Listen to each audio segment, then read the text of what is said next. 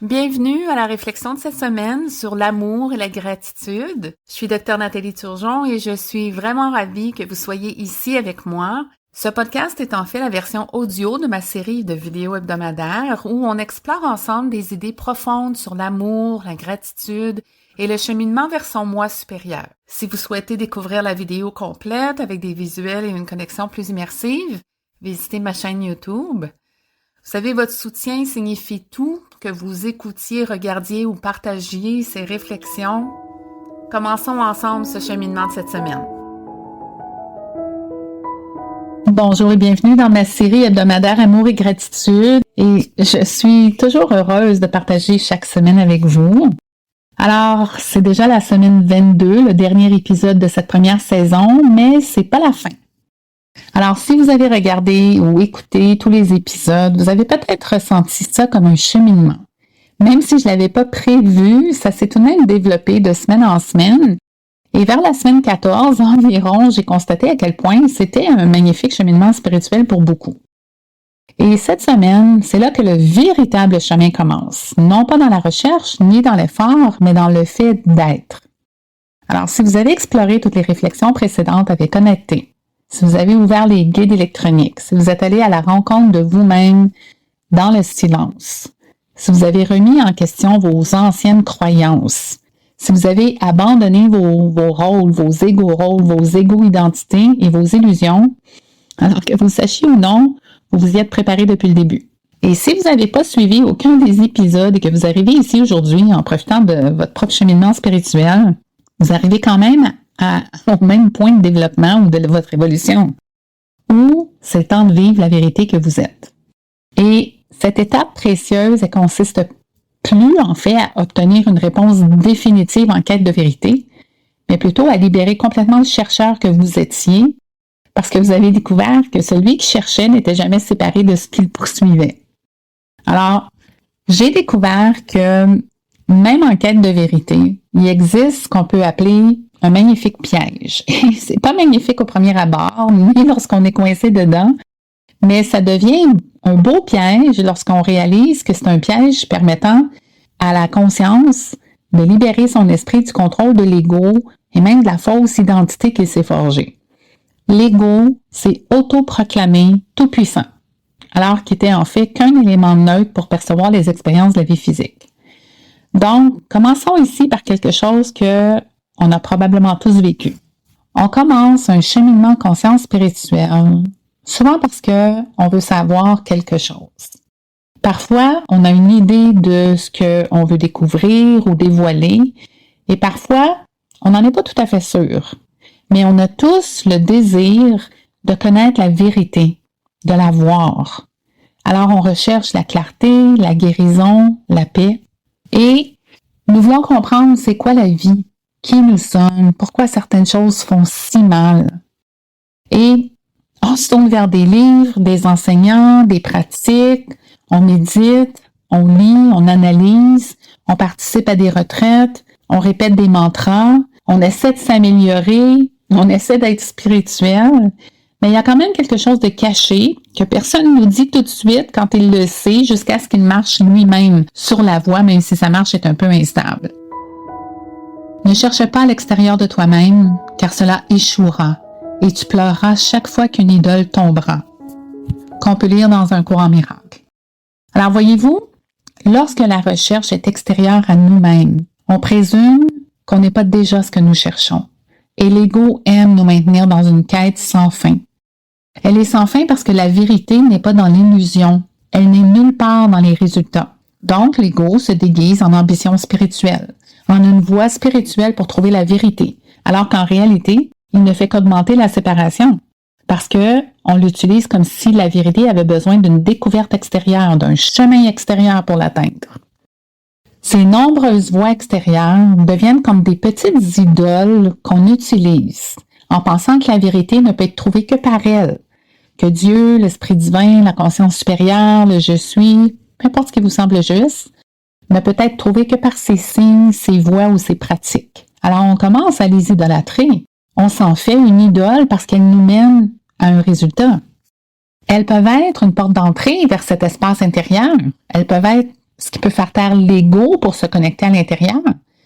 Mais très souvent, elles deviennent si importantes qu'elles sont associées à la seule voie vers la vérité. Et là, j'aimerais souligner ici que on voit souvent des personnes utiliser une seule voie pour se connecter à leur moi supérieur ou à l'esprit divin, en raison de la connexion extraordinaire qu'elles ressentent et de l'endroit merveilleux où elles se retrouvent. Elles croient que c'est la voie vers la vérité, la seule. Et elles commencent même à rejeter toutes les autres voies comme si elles étaient erronées, en oubliant qu'elles ont choisi une idole parmi tant d'autres, comme si l'esprit divin ne pouvait que passer par celle-ci ou celle-là. Alors, ça les éloigne encore plus de la vérité, parce qu'elles commencent à considérer les autres comme mauvais, à juger leur voie, la porte qu'ils ont choisie. Vous savez, il existe toujours une seule porte qui est toujours ouverte, qui n'a jamais besoin d'image, ni de signe pour être vue, suivie ou vénérée. C'est la porte intérieure. C'est la porte principale qui conduit instantanément à la vérité au-delà du voile de l'ego.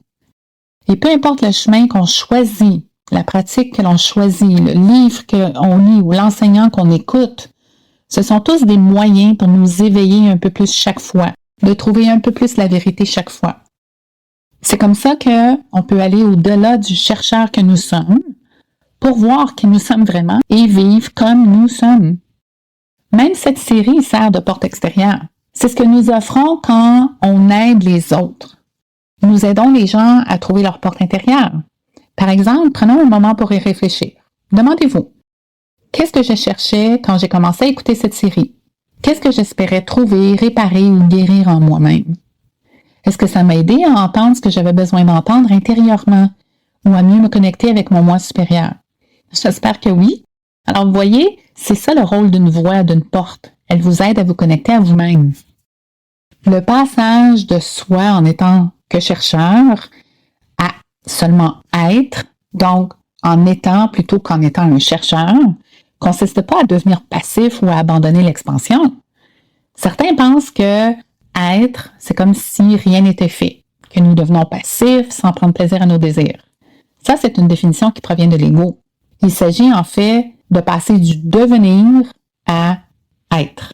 Alors, on cesse de courir après la sagesse et nous la vivons. Alors, oui, on regarde toujours vers l'extérieur, là où se trouve notre vie, mais on se permet maintenant, en fait, on permet maintenant à la vérité de rayonner de l'intérieur. Neville Goddard l'a magnifiquement dit. Cessez d'essayer de devenir et soyez. Être conscient d'être, c'est être vivant. Qu'on peut lire dans Le pouvoir de la conscience. Et c'est tout. C'est ça tout le changement. Et l'ego vous fera croire que vous n'y êtes pas encore, que vous avez besoin de plus de sagesse, que vous devez encore trouver davantage, chercher davantage, comprendre davantage, que la vie est une quête sans fin à la recherche de qui nous sommes, que nous devons trouver la lumière ou la trouver intérieurement. Mais on n'est pas ici pour trouver la lumière. Nous sommes la lumière. Je vais le répéter. On n'est pas ici pour trouver la lumière. Nous sommes la lumière. Et tout ce que nous avons poursuivi autrefois, en fait, ne faisait que nous ramener à notre propre centre lumineux. Une fois que vous savez ça, vous vivez en étant, vous êtes de l'intérieur. Alors, c'est sûr qu'on va continuer à faire des choses parce que c'est ce que nous faisons. On s'épanouit par la créativité, par nos créations, mais ce sont deux choses différentes. Vous savez, j'ai travaillé avec de nombreuses femmes en quête de leur être pendant des années, voire même des décennies.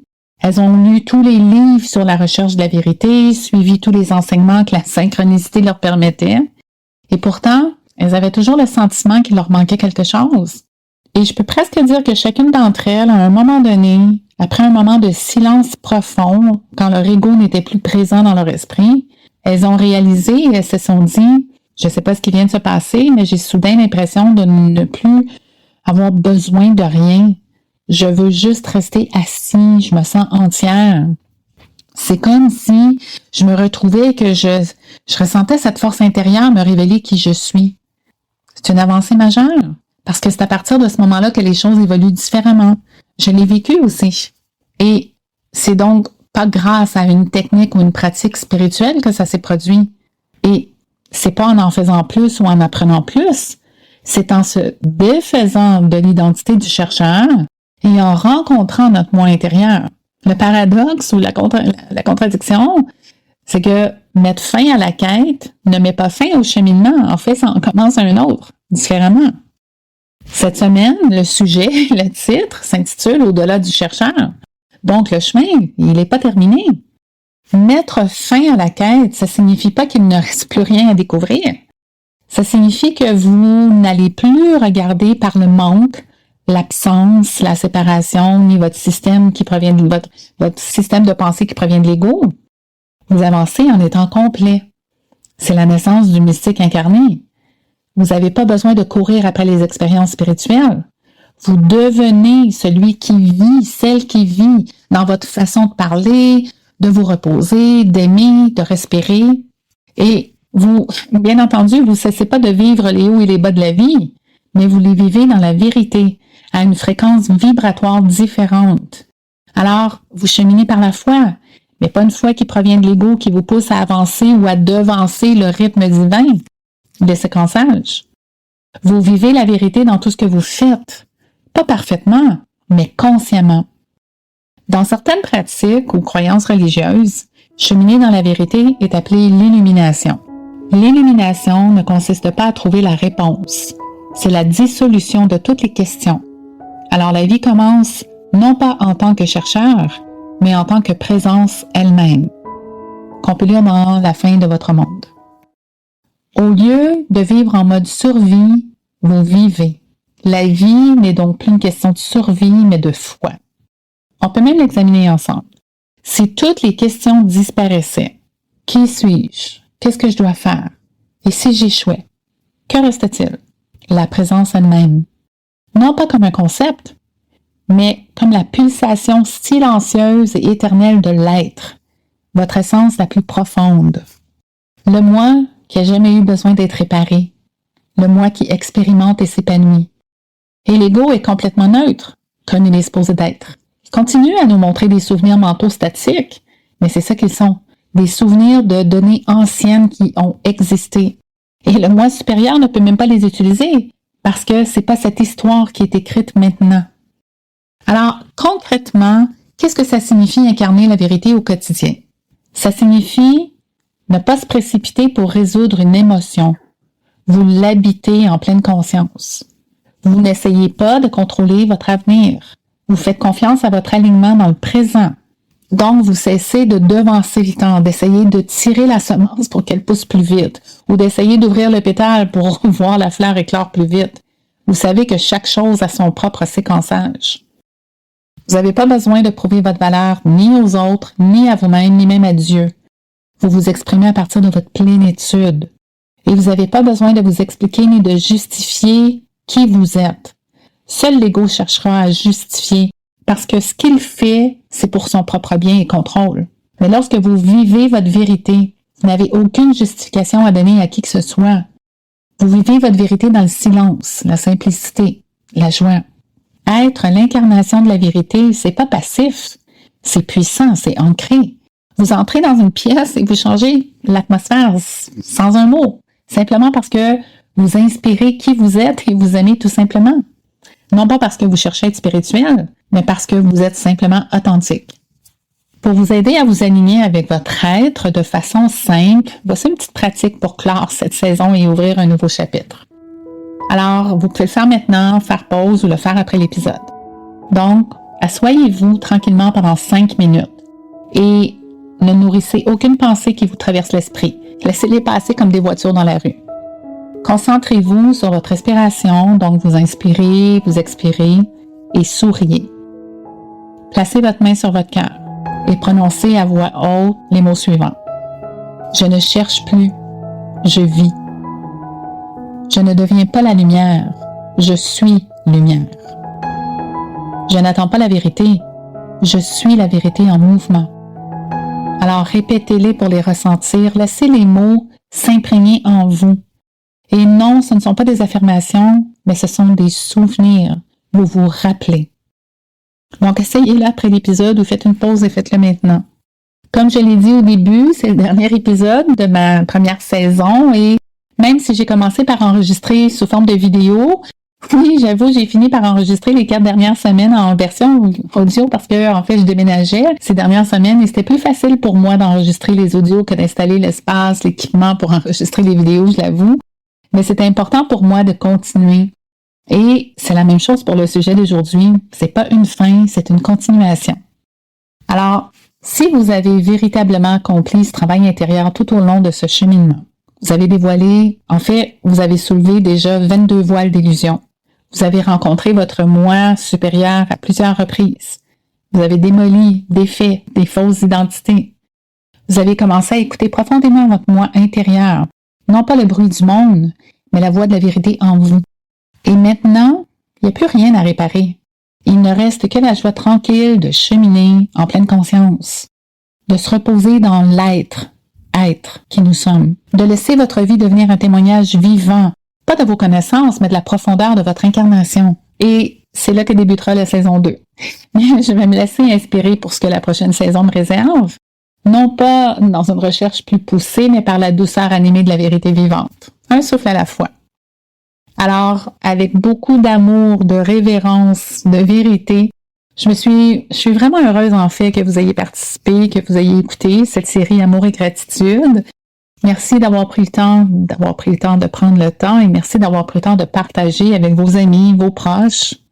J'ai vraiment hâte de partager d'autres vidéos d'ici la saison prochaine.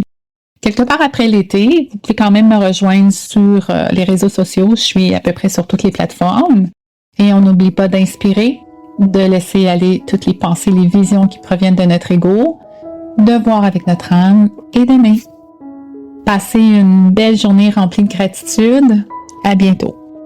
Si cette réflexion vous a interpellé et que vous vous sentez appelé à poursuivre votre cheminement intérieur, je vous invite à explorer les guides numériques, les e-guides, que j'ai créés pour vous accompagner dans votre cheminement. Et si cette réflexion a touché votre cœur, les dons sont toujours les bienvenus en guise de remerciement de gratitude. Vous trouverez tous les liens dans la description. Quelle que soit la manière dont vous choisissez d'accompagner ce travail, sachez que votre présence et votre ouverture d'esprit sont toujours profondément très appréciées.